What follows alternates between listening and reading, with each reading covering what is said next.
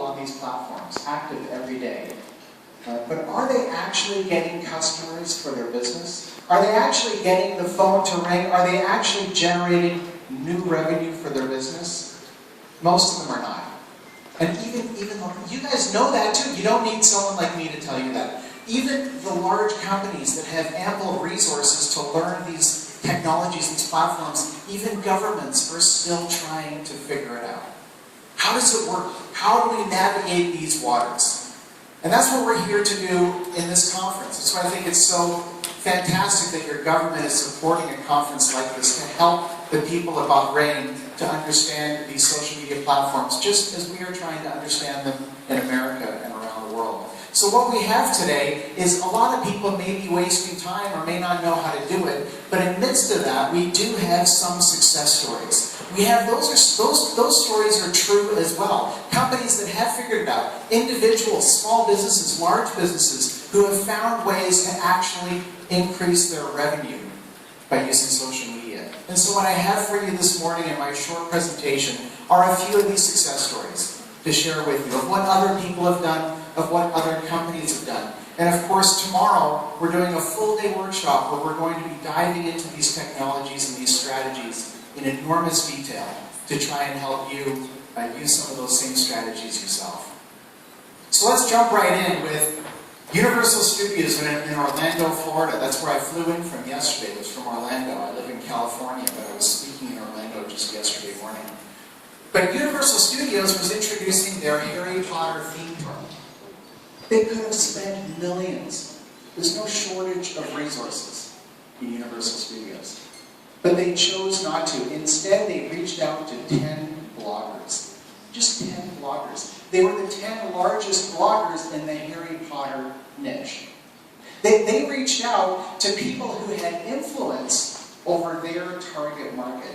Who has influence over your target market? We have a very short time together, so start thinking, how does this apply to me? How does this apply to our business? So they approached these 10 bloggers and invited them to participate in an exclusive invite-only webinar that had the actual designers and creators of the Harry Potter movie series, which in America and around the world is very popular. In fact, these designers have won Academy Awards, so they're like heroes to these bloggers. So, and by the way, the webinar started at midnight. So they really tailored it for their audience because many of these social media, they're young. These are young kids who are on social media. They're up all night. Right? They're all awake at midnight. So the webinar starts at midnight. It ends at 1:30 in the morning. What happens? Well, of course, these bloggers, these people on Facebook and Twitter, they all start sharing what they had learned. It was great information. And within 24 hours, one day, 350 million people had heard about this launch. The population of America is only 315 million. So a population larger than the population of America heard about this launch within one day. You see, the conversations are very active within these communities. Right? The number of messages that go back and forth, whether it's Twitter or via text messaging or over Facebook or whatever else, blogs and emails, it travels very, very quickly. So Universal Studios, they understood social media, and in particular, they understood that conversations are markets. Conversations are markets. If you participate in a conversation, that conversation becomes a market for it. You see, awareness leads to interest, interest leads to demand. Right? That's like marketing 101. Awareness leads to interest, interest leads to demand. But it starts with awareness. If people don't know you exist, then that's where it ends. Social media is a way for you to build awareness. And as you participate in those conversations and you start becoming more aware, that leads naturally to interest. And interest leads naturally to demand. And that's where business begins. So for example, when I first launched my book, I summarized the entire book as a series of marketing tips, which I released as tweets on Twitter. I'm sure that you probably can't read this at the back, but I'll read the top one. And we talked about this. Conversations are markets. Participation plus facilitation equals opportunity. More tips at, and a link to my website. Right? What was I trying to do? I was trying to introduce myself on the platform called Twitter. Right? Where there's tons of people on Twitter. And if people didn't care what I was tweeting, that's okay. That's okay. The culture on Twitter, it's okay. If they're not interested, they can just ignore it. But if they were interested, they can click the link and learn more about what I'm doing. You see, people aren't spending time on my website. I wish they were. I wish they were. But they're not. Not as much as I would like, but they are spending time on Twitter. They are spending time on Facebook. They are spending time on YouTube.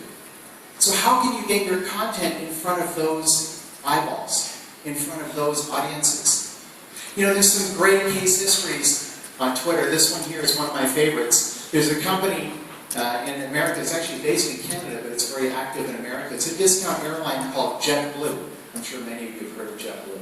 JetBlue actually has employees that are on the payroll, and they're on Twitter every day searching for people who are tweeting the word Southwest. Southwest is the main competitor of JetBlue. And in particular, they're looking for people who are saying not so nice things about their competitor. You think about the opportunity that they have at that moment. They can reply in real time to these people who need what they're selling at the precise moment that they're angry with the competition. It's fascinating, right? So what words can you search for? Years ago, I worked with a lady who has a small flower store. Just to take it to the opposite extreme, JetBlue is a large company. It's a woman who has a very small flower store. She sells flowers. So we set up a campaign for her where we set up a local audience, which is easy to do on Twitter, and she had an alert system set up. So she got an email every morning with a daily digest of the people in her local audience that tweeted the word congratulations, baby, wedding, and a handful of other words. And where appropriate, she could go through it in a few seconds, and where appropriate, she could reply with something like, hey, I saw your tweet, congratulations from us as well. Come on in and get a free flower. Most people didn't do it. Right? A lot of people didn't show up, but some did, and more than half bought something when they were there. Right? She's using the waste of time Twitter to find new customers. Right? So what words can you search for? You can search for any words you like. You can go to search.twitter.com. This is what it looks like. And you can search for any phrase you like. Now, about a third of my business as a speaker, this is all I do, about a third of my business is in the insurance industry. So I did an example once for the insurance business, and I looked for the phrase, I need new insurance. I need new insurance. Now, this is interesting.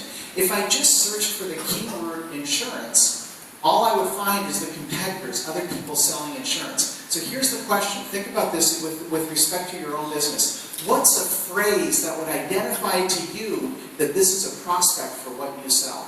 What's a phrase that would make sense for your prospect?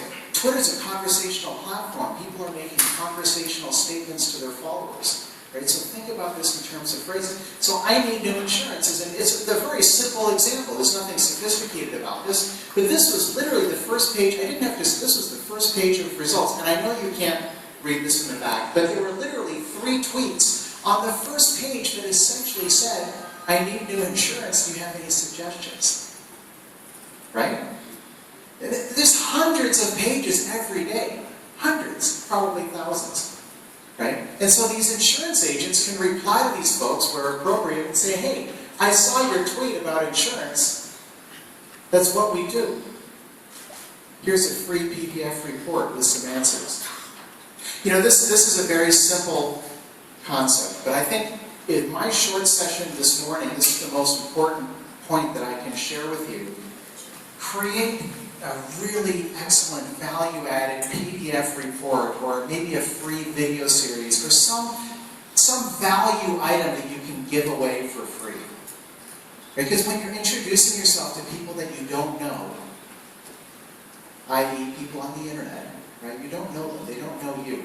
It's a lot easier to introduce yourself when you're giving something rather than just pitching. If you just try to pitch your idea, sell your idea, people will reject that. They will not only ignore you, they will turn the other way and walk away. Right? Don't try to pitch your product. Focus on awareness. Focus on providing value. If you provide a PDF report, you say, hey, here's something that might help you. Right? People talk about these jargon words like viral. Right? Everyone wants a viral video or something to go for. What's viral? You know what viral is? Viral is when someone receives something and says, hey, wow, this is really great. Hey, check this out. That's it. Hey, check this out. And then it spreads. What can you produce that inspires the response? Hey, this is great. Check this out. And then just give it away to everybody you can. And you'll start building awareness. And that value item, whether it's a PDF or a video series or whatever it might be, the sales pitch can be in that item. Where it can say, call us for a consultation, or here's our top 3 selling products, or why don't you attend one of our free weekly webinars? And that's the beginning of the sales funnel. Start by providing value. I have to tell you a story, which I'm sure some of you will get a kick out of. Believe it or not, there's a trend in the United States for people to raise chickens in their backyard. It's sustainable living. Does anyone here? I can't imagine here in Bahrain. Did anyone here? No, I didn't think so. It was worth a try. But in America, this is a large trend for sustainable living. And if you Google anything to do with chickens if you search for anything to do with chickens on Google, you're going to find this website called backyardchickens.com. And backyardchickens.com is a forum where there's actually over 250,000 members. 250,000 members, and they all post and interact with each other. This website is so astonishing. It's cyclical, depends on the time of year, but this website generates between 10 and 15 million page views per month. So it's a very high traffic website. Well, as it turns out, this website was built by one of my best friends. His name's Robert, and we live about a mile away from each other. And he's a very competitive guy. He's doing extraordinarily well just as a result of this website. He's brilliant. But anyway, he called me about a year and a half ago, and he was all angry and frustrated. And I said, what's going on? He said, someone's killing me on Facebook. Oh, you're kidding. Rob, this website, he owns Google for the chicken niche, okay? I mean, it might sound like a small niche, but believe it or not, it's a profitable one.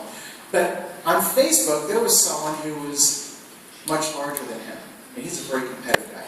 So I said, okay, lay it on me. Who is your arch nemesis on Facebook? The chicken whisperer. Because you can't make this stuff up. This is astonishing to me. The chicken whisperer? Are you kidding? Turns out, there is someone called the chicken whisperer who had a lot of fans on Facebook, and Robert had almost none. So the two of us said he's very, seriously, very competitive. So we set up a campaign for him to build up followers. This is my point. Facebook, one of the reasons Facebook has been so profitable, and well, I shouldn't say profitable, although they are for now, but so successful, is that they've made it extraordinarily easy for businesses, including yours, to buy likes. In other words, to effectively promote their page to their target audience. They're very, very good at it. Okay? And that's what we did for Robert. And so we set up a campaign and promoted his page, and he accumulated over 37,000 likes for his new Backyard Chickens Facebook page. And he had an average cost per like, of 22 cents. It's US, so you have to do the conversion. I don't know what it is in your currency, but it's not